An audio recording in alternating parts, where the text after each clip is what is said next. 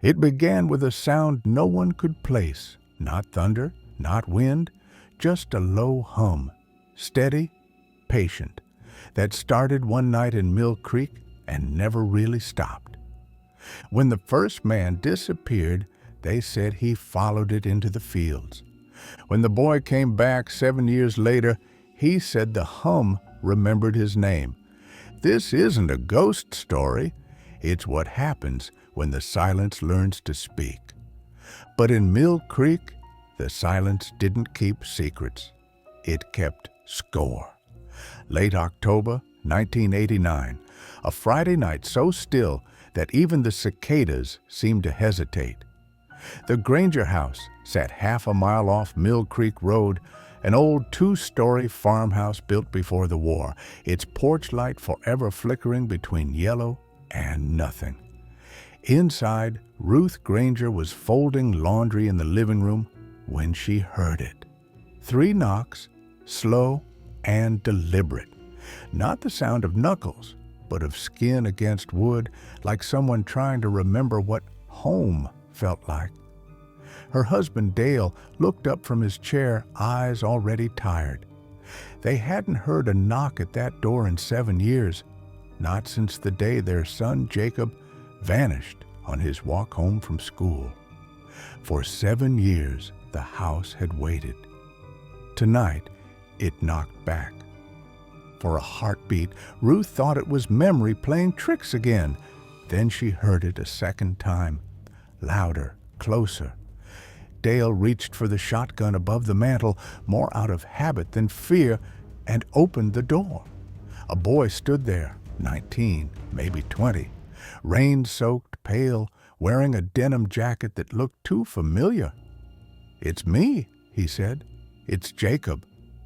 What stood there looked like their boy, and like the quiet that took him.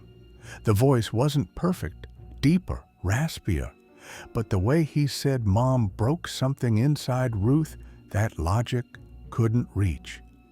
By midnight, the town knew. Mill Creek didn't keep secrets, not real ones. Word spread faster than light in a dark place. The sheriff came first, then neighbors, then the pastor's wife with a pie she never delivered. Everyone remembered the search in '82, the flyers, the dogs, the way Ruth had screamed his name into the cornfields until her voice bled. Now, standing on that same porch, the sheriff just stared at the young man who called himself Jacob. The resemblance was uncanny. The eyes were right, green, flecked with gold, just like Ruth's. The scar above the left eyebrow matched the one from the bicycle crash in '79. Even the small gap between his front teeth, the one Ruth had sworn they'd fix when money allows, was there. Every detail had come home. Except for the years in between, the face fit. Time didn't. Jacob, or the boy calling himself that, said he didn't remember much, that he'd woken up in a cabin somewhere north, that someone had kept him, that he'd escaped and followed the sound of the train tracks until he found the highway. His story was patchwork, part memory, part nightmare. Dale pressed him gently, asking names, faces, anything. But the boy's answers always folded into fog. He remembered the family dog, Pepper, and the taste of Ruth's apple pie. He remembered his friend, Mason, who drowned in Mill Creek the summer before he disappeared. But ask him about the missing years, and he'd blink, like time itself refused to load. "It's just gone," he said, like it never happened. Memory hadn't failed him. It had been replaced. The sheriff wanted DNA, fingerprints, something definitive. But in 1989, the science was limited, and the heart was stubborn. Ruth refused to doubt. She called the boy "my Jacob" before the first test even began. And when he smiled, a little crooked, just like before, Dale looked away. Belief felt merciful. Doubt felt accurate. because doubt felt crueler than faith. The town embraced him cautiously. Reporters came and went. Headlines spun words like miracle, homecoming, resurrection. Church bells rang that Sunday for the first time in years, but not everyone believed. Old Mrs. Clemens, who'd lived next door since before Jacob was born, told anyone who'd listen, "That boy's been touched by something not right."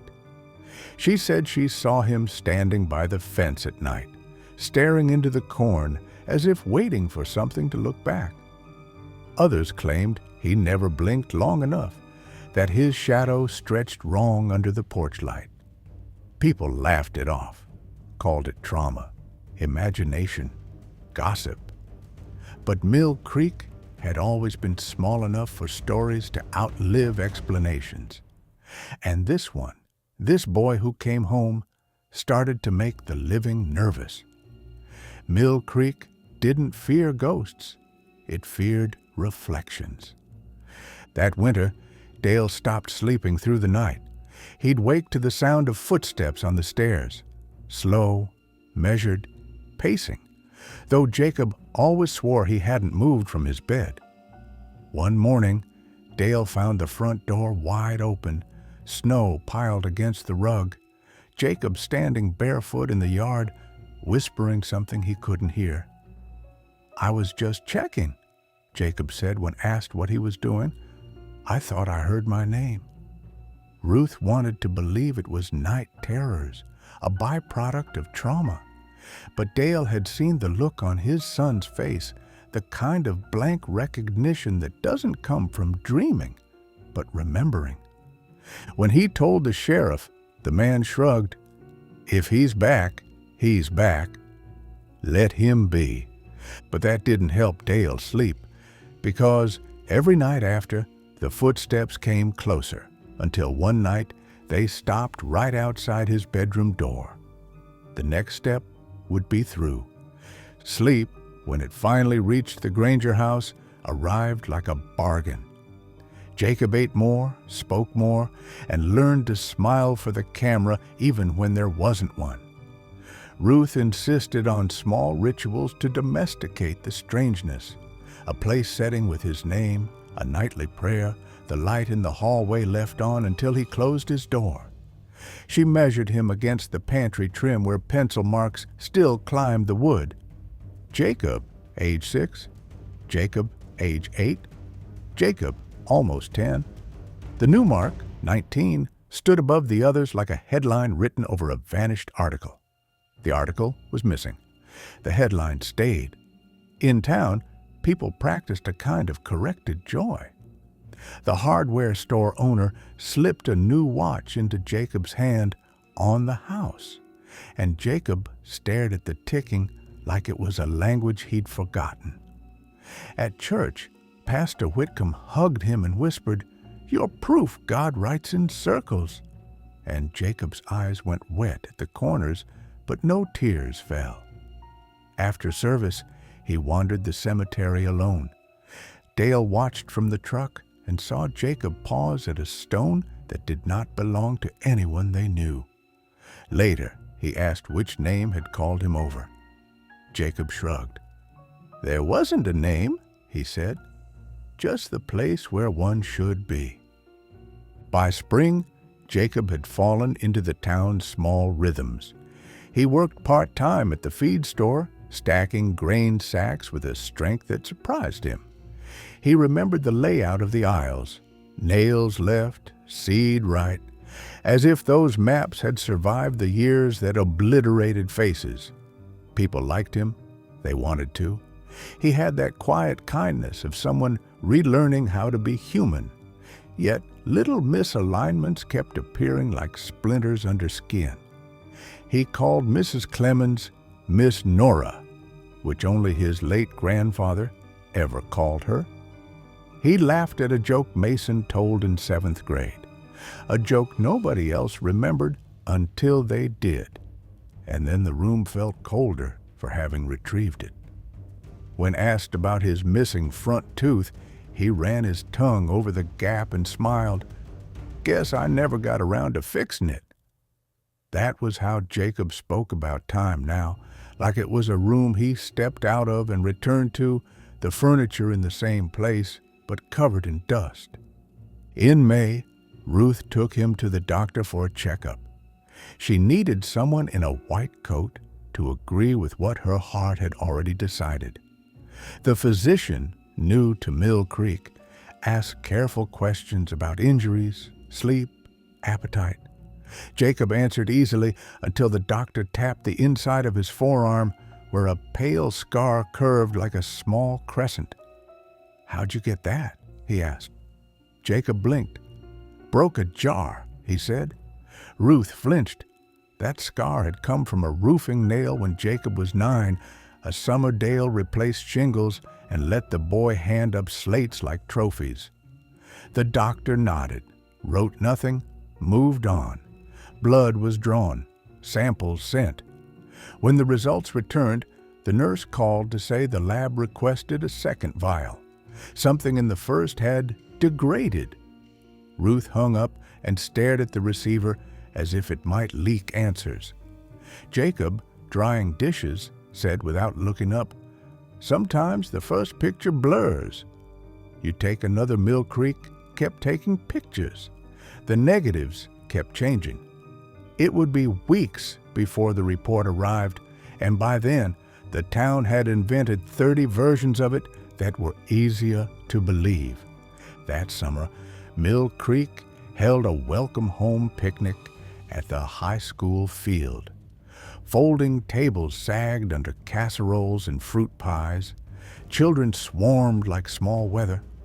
Dale grilled hot dogs with the same deep quiet he brought to every task that mattered.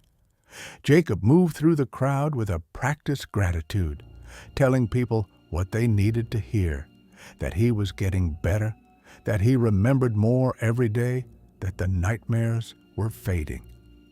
At dusk, the marching band's old drumline dragged out a snare and tapped the rhythm everyone in town knew by heart from Friday nights 20 years ago.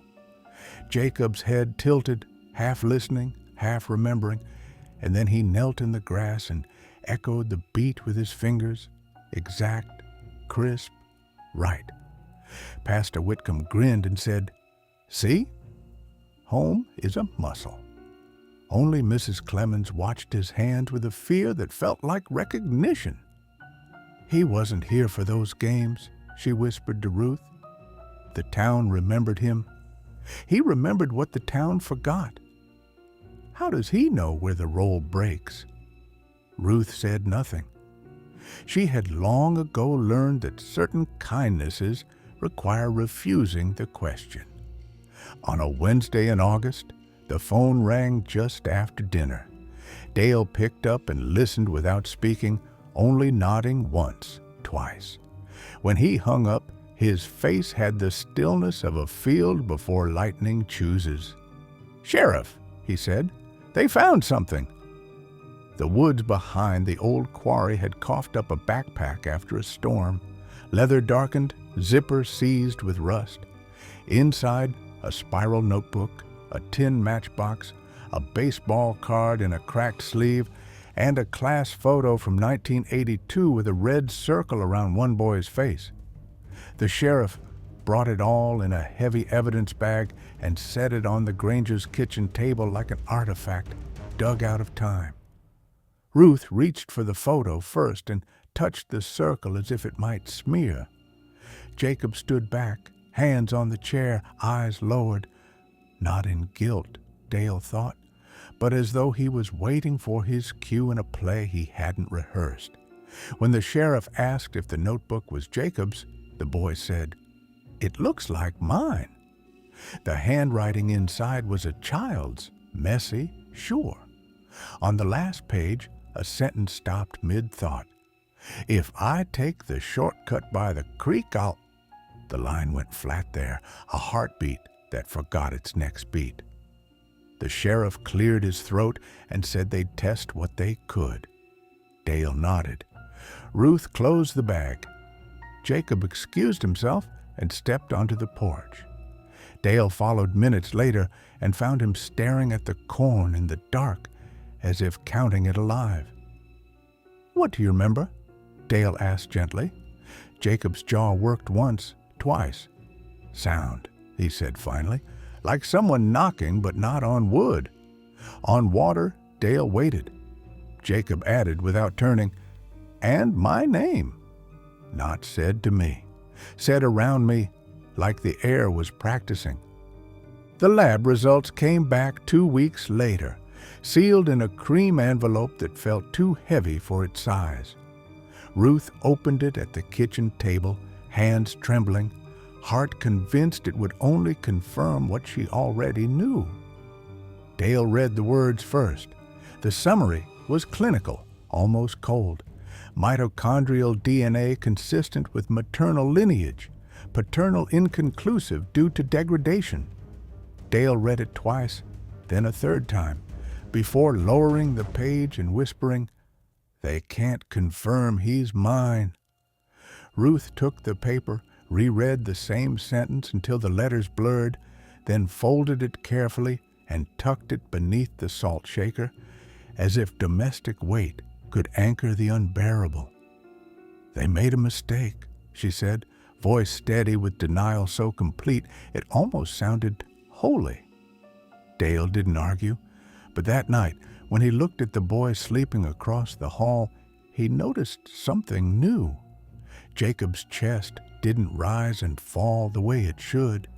The rhythm was wrong, deliberate, like someone rehearsing the act of breathing instead of needing it. The sheriff came by again the next morning, holding a folder that looked older than it should. "State lab's backlogged," he said, eyes avoiding Dale's. "Might be a while before we get anything more."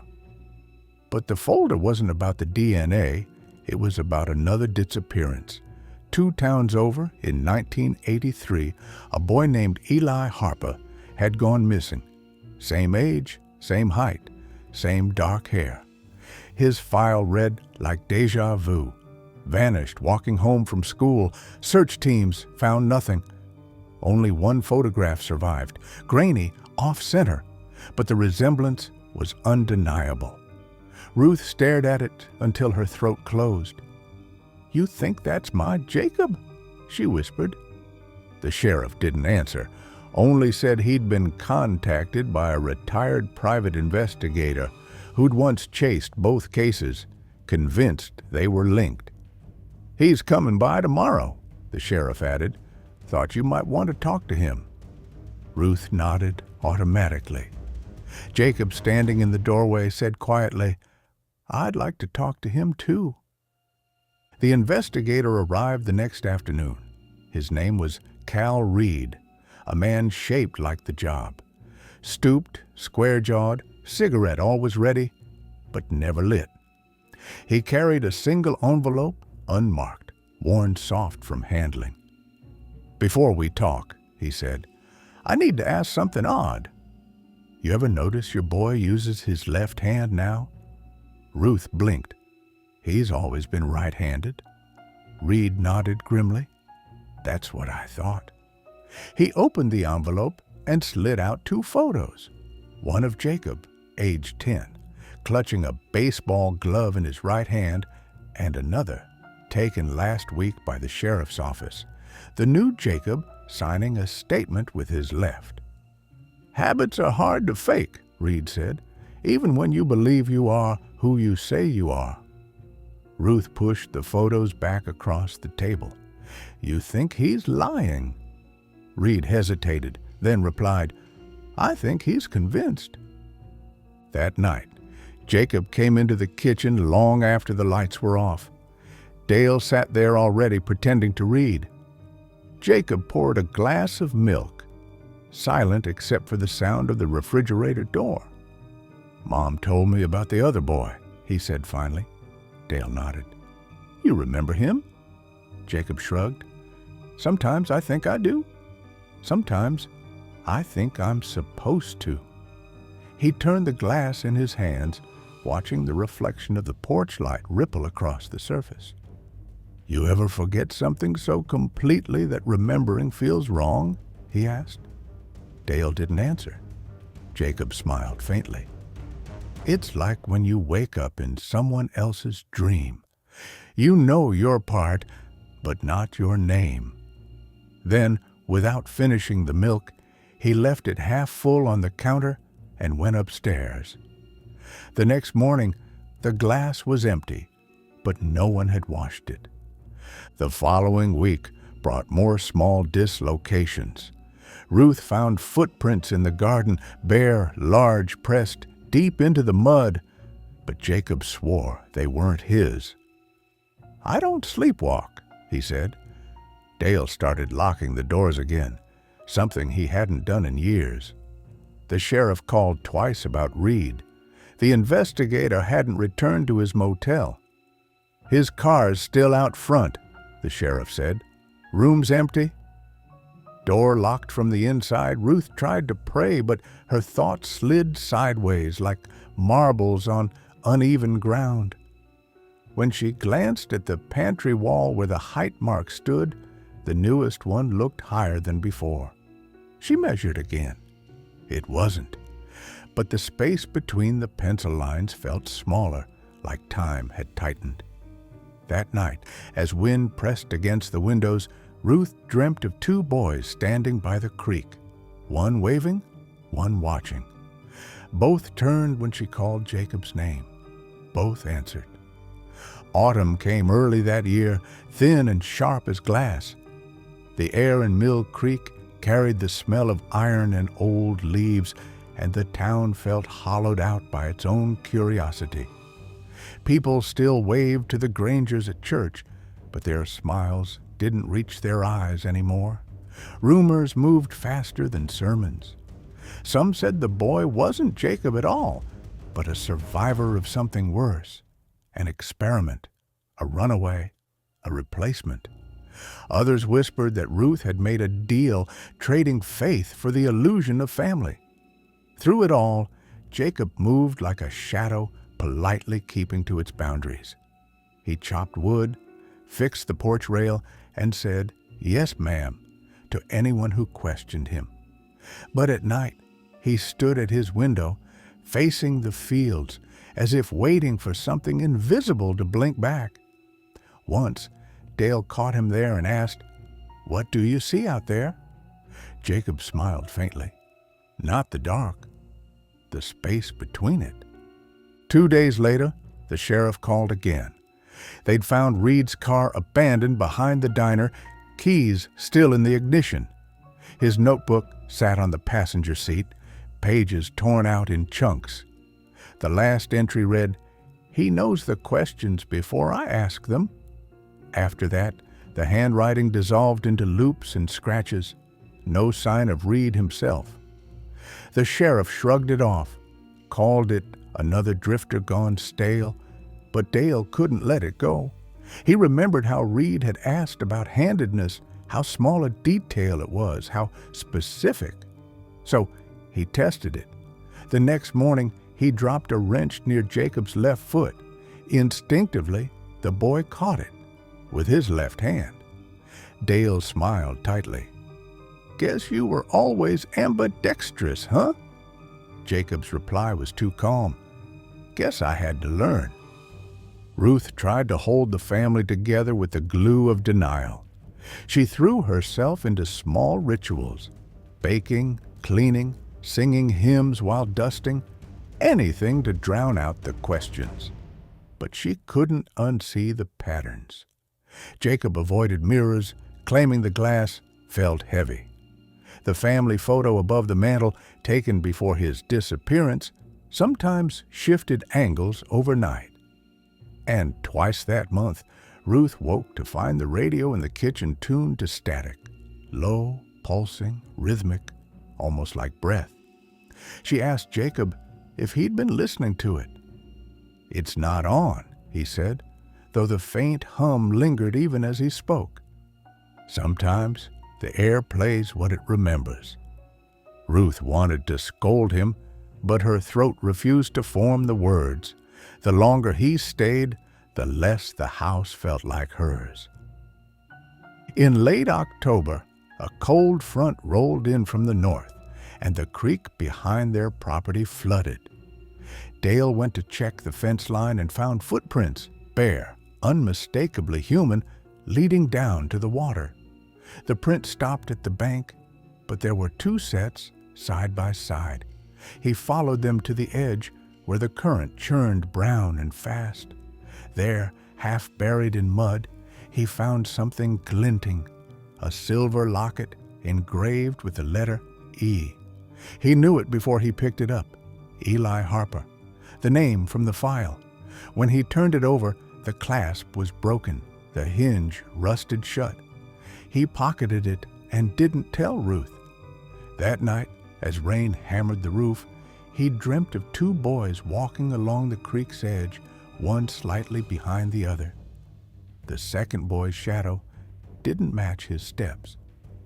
Halloween came quietly. No trick-or-treaters ventured that far out of town anymore. The Grangers sat in silence after dinner, pretending to watch television that wasn't really on. Jacob excused himself early, claiming a headache. When Dale checked his room later, the bed was empty, the window open. He followed the trail of footprints through the yard, out past the fence, into the fog that clung to the creek. There, under the cottonwoods, Jacob stood facing the water, whispering something steady, like a prayer practiced too often. "Jacob," Dale called. The boy turned, slow and deliberate, eyes reflecting the flashlight beam in a way that made Dale's stomach twist. "I remember now," Jacob said softly, "but I don't think I was supposed to." His voice had changed, lower, older, tired. "You said you found me," he added, stepping closer. "But what if it was the other way around?" The next morning, Ruth woke alone. Dale's side of the bed was cold. Jacob sat at the kitchen table, head bowed, hands folded. "He went for a walk," Jacob said when she asked where her husband was. "He'll be back when it stops raining." But it hadn't rained all night. The ground outside was dry, the air still. When Ruth checked the porch, she saw two sets of muddy footprints leading away from the house, one large, one smaller, both stopping at the edge of the field. She called for Dale until her voice cracked, then turned toward Jacob, trembling. "What did you do?" she whispered. Jacob looked up, calm as still water. "He remembered the sound," he said. "Now he knows where it comes from." Then he smiled, faintly, almost kindly. "You will too." By the time the sheriff arrived, the sun had barely broken the horizon. Ruth met him on the porch, hands clasped tight enough to blanch her knuckles. She told him Dale must have gone walking before dawn, maybe to check the creek again. The sheriff nodded, taking notes he didn't believe in. His deputy combed the field, boots pressing into damp soil that yielded too easily. No footprints past the fence, no drag marks. Nothing but the locket Dale had hidden, gleaming faintly beneath a tuft of grass. The sheriff held it up. "Yours?" he asked. Ruth shook her head. "It's been here before," Jacob said from behind her. The boy's voice carried a calm certainty that made both men turn. "You don't find things here," he added. "They come back when they're done being gone." The deputy muttered something about bad soil and turned away, but the sheriff watched Jacob a little longer, like a man trying to decide whether he was speaking to a witness or a reflection. That evening, Ruth found Jacob in Dale's workshop, sitting cross-legged on the floor beside the workbench. Nails were laid out in neat spirals, perfectly measured, perfectly centered. "It helps me think," Jacob said without looking up. Ruth swallowed. "Think about what?" "How long," he said. "How long it takes to stop being one person and start being another." She told him that wasn't something a mother should have to hear. He smiled faintly. "Then you shouldn't have asked." When she reached for his shoulder, her hand stopped inches away. The air between them felt charged, humming like a live wire. Jacob blinked, and for a heartbeat, she thought she saw another face overlaying his. Similar, but thinner, younger, less certain. "You're not sick," she whispered, though she wasn't sure who she was reassuring. "No," he said, just remembering forward. 2 days later, the sheriff returned. They'd found no sign of Dale, but discovered tire tracks near the old quarry. 2 sets, overlapping, one heading in, one out. The problem was the timestamp on the security camera from the nearby plant. It showed the second set appearing before the first. "Could be a glitch," the sheriff muttered, but his voice didn't carry conviction. He asked Ruth to come down to the station to make a statement. She refused. "I'm not leaving him alone," she said, nodding toward Jacob. The sheriff hesitated, then lowered his voice. "Ma'am, has your son been acting strange?" Ruth laughed once, sharp and humorless. "He's been gone 9 years. Strange seems fair." The sheriff tipped his hat and left, but before he did, he glanced at Jacob. The boy stood perfectly still by the window, lips moving soundlessly. That night, Ruth sat awake in bed, the house too quiet, the kind of silence that feels expectant. Sometime after midnight, the radio in the kitchen clicked on. No static this time, just a low hum that pulsed like breathing. She crept downstairs and saw Jacob sitting at the table again, staring at the receiver. "It's not the radio," he said softly. "It's the gap between stations. They're not empty. They're waiting." Ruth reached for the dial, but the hum grew louder, filling the room with vibration that seemed to crawl under her skin. Jacob stood, eyes unfocused, whispering, "He's almost done remembering." The bulb above them flickered once, twice, and the hum stopped. The silence that followed was absolute, so complete it felt like pressure. When the bulb steadied again, Jacob was smiling faintly. "See," he said, "he's learning my name again." By morning, word spread through town that strange lights had been seen in the woods, white flashes that pulsed like lightning but came with no thunder. The sheriff organized a small search, more to calm the rumors than to find anything real.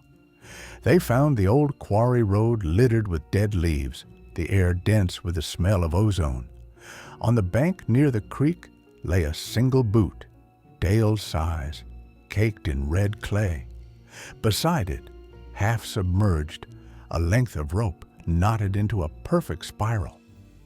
"Animals could have done that," a deputy said. "Wind, maybe?" The sheriff didn't answer. He bagged the rope, marked the map, and drove to the Granger's place.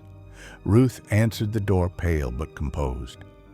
"Mrs. Granger," he began gently, "I think we might have found something." She cut him off. "No," she said, "you didn't find anything. It just decided to let you see it." And from the kitchen doorway, Jacob added softly, "He'll come back when the river's done learning his shape." That night, Mill Creek lost power. Every street lamp blinked out at 3:07 a.m., each clock in town freezing for one perfect minute. When the lights returned, no one spoke about it until morning, and even then, only in whispers. Some said they heard knocking, slow and even, coming from beneath the floorboards. Others swore their radios whispered, "Do you live here?" before cutting to static. In the Granger house, Ruth woke to find Jacob standing at the foot of her bed, his silhouette framed by the hallway light. "It's time," he said, voice soft but steady. "For what?" she asked. Jacob tilted his head. "To remember who stayed and who left." Then he smiled that same quiet, almost gentle smile, and for a moment Ruth saw two shadows overlapping on the wall behind him, one tall, one shorter, moving in opposite directions. The next morning, the Granger house felt hollow, as if something had been removed overnight. Not furniture, not photographs, but gravity itself. Ruth sat in the kitchen, staring at the untouched cup of coffee that had gone cold an hour ago. Outside, the fields shimmered under a low fog that refused to lift. Jacob hadn't come down for breakfast, though his door was wide open. When she finally looked inside, the bed was made perfectly, the sheets smooth, the pillow untouched. On the desk lay Dale's watch, ticking faintly, set to 3:07. She picked it up, expecting the hands to move. They didn't. When she turned it over, she saw a faint engraving scratched into the metal. "Do you live here?" The letters were crude, uneven, carved with something sharper than a pen. That was when the smell hit her. Not decay, not dust, but the faint metallic tang of static, like the air after lightning. She found Jacob by the creek again. He was kneeling near the water's edge, hands buried wrist deep in the mud, as if searching for something buried. "Jacob," she called softly, but he didn't look up. "You'll get sick," she said, stepping closer. "The water's cold." He finally turned, face streaked with silt, eyes distant. "It's warmer underneath," he said. "He's close." Ruth knelt beside him, forcing her voice to stay calm. "Who's close?" Jacob smiled faintly. "Me, the part that went missing." He held out his hand, and in his palm was a small object, smooth, round, bone-white, a tooth. "It's not mine," he whispered, "but it remembers me." Ruth recoiled, nearly slipping on the bank. "You need help," she stammered, but Jacob shook his head. "I already have it." He listens better now. Then he turned back to the creek, whispering something Ruth couldn't make out. Syllables that sounded like breathing, learned backward. The sheriff came that afternoon, his eyes ringed with exhaustion, his tone hushed, like he'd been rehearsing bad news. They'd found something downstream, scraps of clothing caught in the reeds, a flannel shirt, Dale's, torn clean down the middle as though by machinery. He didn't show Ruth the rest, but she didn't ask. "We'll keep looking," he said, but there was no conviction in it. As he left, Jacob watched from the window, face unreadable. "You don't believe he's gone," the sheriff said, half to himself. Jacob blinked once, slow. "He's not gone," he said. "He's remembering differently." The sheriff left without another word, the sound of gravel crunching under his tires fading into the same low hum Ruth had begun to hear every night, the one that came from nowhere and everywhere at once. By dusk, the hum grew louder. It vibrated through the walls, through the glass, through Ruth's bones. She unplugged the radio, but the noise persisted, a rhythmic pulse that almost, but not quite, matched her heartbeat. "Jacob!" she shouted, but he didn't answer. The house was empty again, save for the sound, steady, patient, alive. She followed it outside, into the dark. The air shimmered faintly, as though heat was rising off the cold ground. She called his name again. This time, the hum answered, softer now, syllabic. "Ruth!" She froze. The sound came from the field, from where the footprints had always stopped. She stepped forward, one trembling pace at a time, until the hum shifted again, splitting into two tones, weaving together in something almost like speech. Then the field went silent, and from behind her a voice said gently, "You shouldn't be here." She turned, and Jacob was standing there barefoot, his clothes soaked through though it hadn't rained. "Where were you?" she demanded. "Looking," he said. "He wanted me to see." "See what?" she whispered.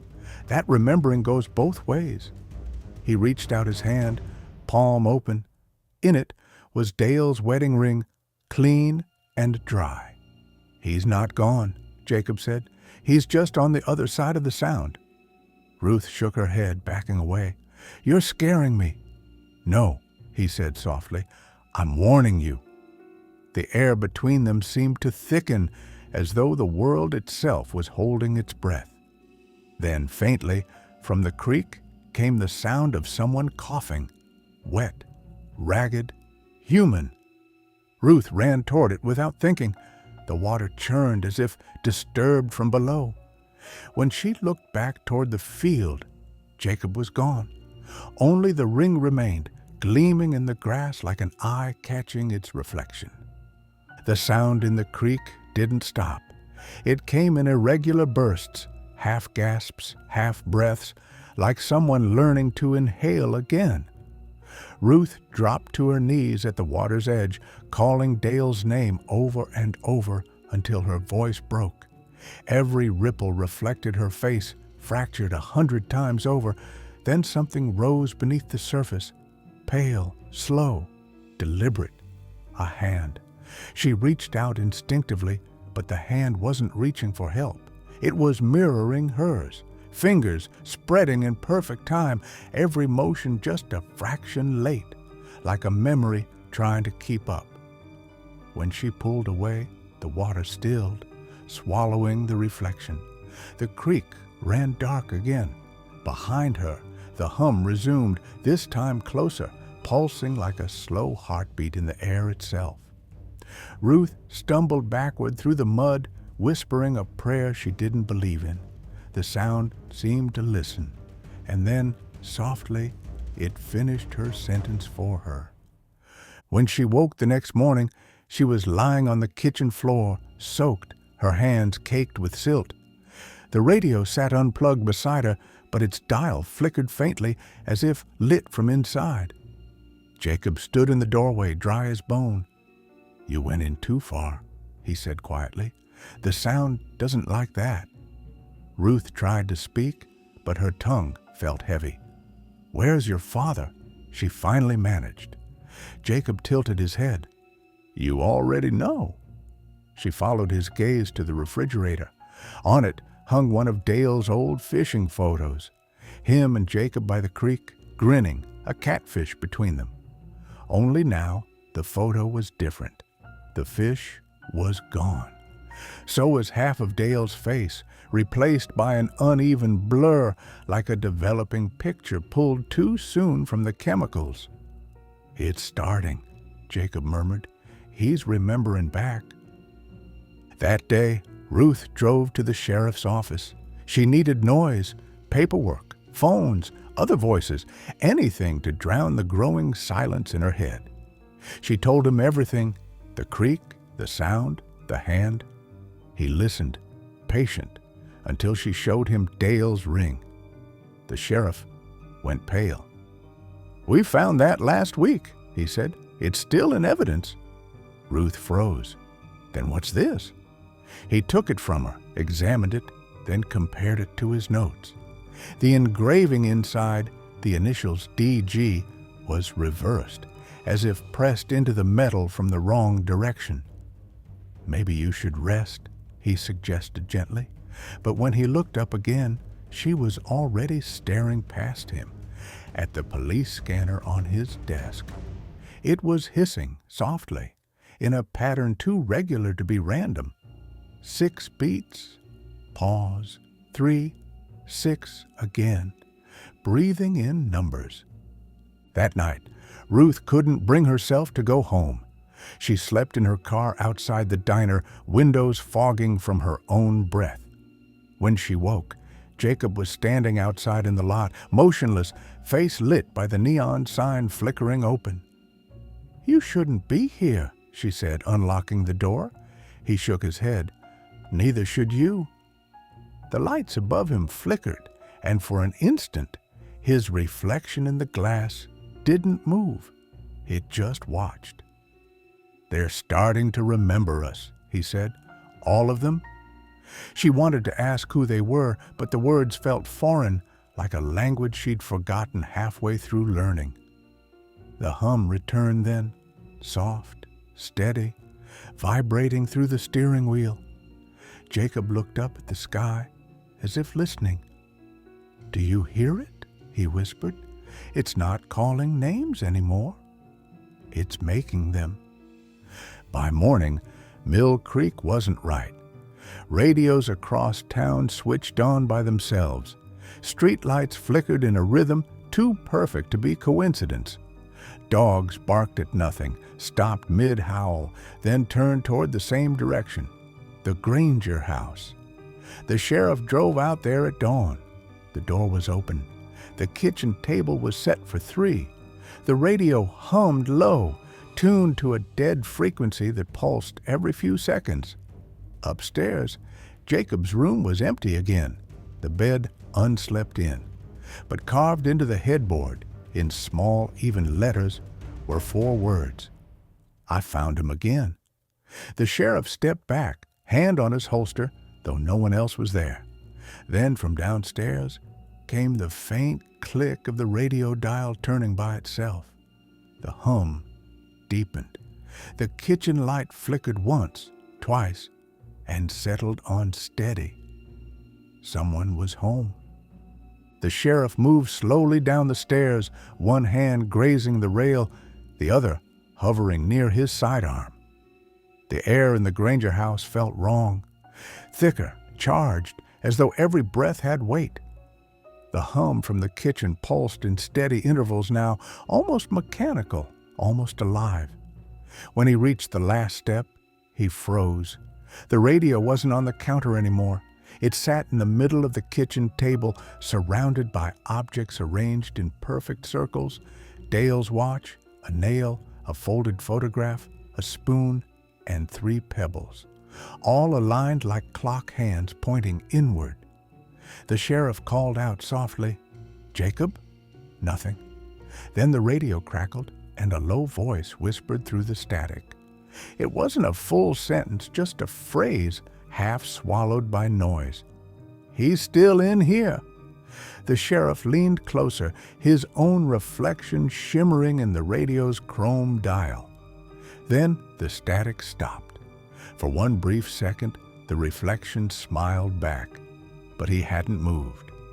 He stepped outside to radio for backup, but his signal was gone. The only sound was the wind threading through the fields, slow, measured, carrying the faint echo of that hum. He turned toward the creek. A light flickered there, white and distant.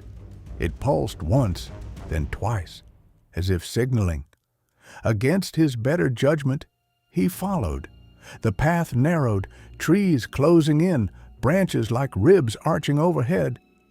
At the water's edge, something gleamed, metal half buried in mud. He crouched and brushed it off. Another watch, identical to the one Ruth had shown him, but this one was stopped at 3:08. He pocketed it, then looked up.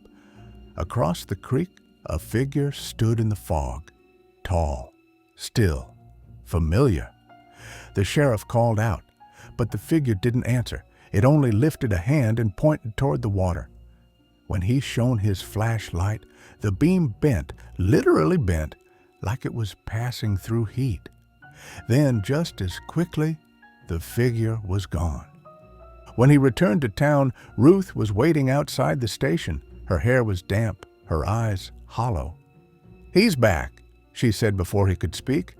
"Dale?" the sheriff asked. She shook her head. Not the way he was. He ushered her inside, poured her coffee she didn't drink, and tried to keep his voice steady. "Where's Jacob?" She hesitated, then whispered, "Listening." "To what?" he pressed. Ruth looked up, tears in her eyes. "To the part of the world that remembers us wrong." She handed him a folded photograph, an old one, faded at the edges. It showed the Granger family on the porch years before the disappearance. Dale, Ruth, and a boy in overalls. The sheriff stared. then frowned. "That's not Jacob," he said. Ruth nodded. "No," she said, "it's the one before." That night, the town's power failed again, but this time it didn't come back.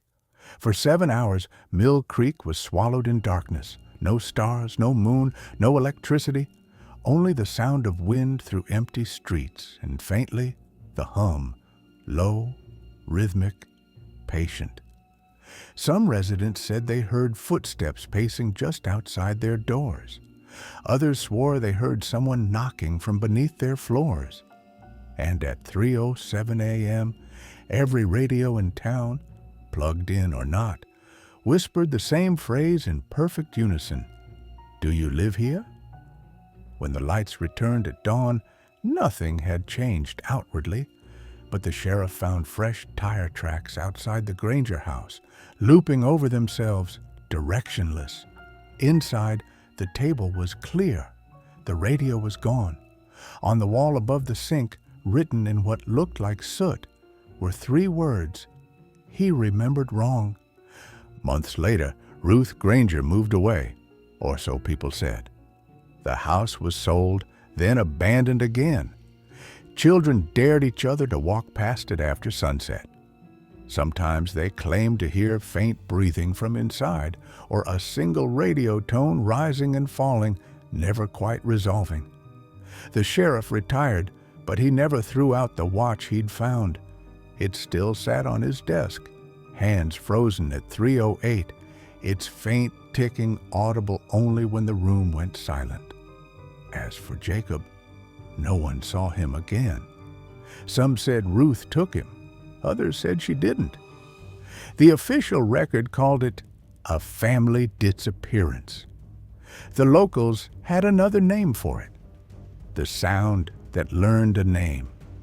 And sometimes, on windless nights, when the fields are still and the creek runs slow, you can hear it again, the hum, the faint rhythm of memory searching for form.